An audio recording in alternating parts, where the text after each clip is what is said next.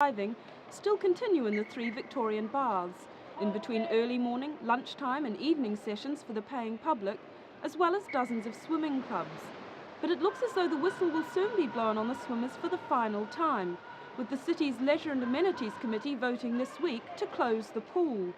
Their action has started a tidal wave of opposition, with one swimmer, Mike Foley, collecting more than 5,000 signatures on a petition in just a few days. So how do the swimmers feel? They're absolutely shocked and deplored that the council could even consider closing these pools.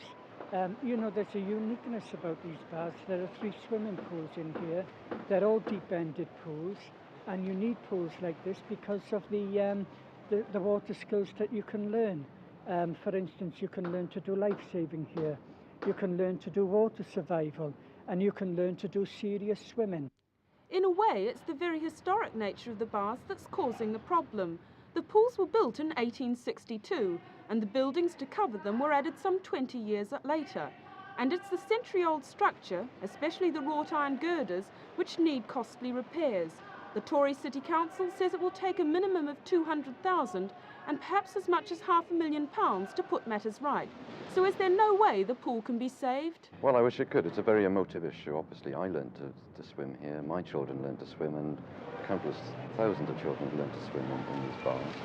And I wish we could save it, but what we are doing is we've asked the appropriate officers to let us know how we can relocate the school children users and the clubs.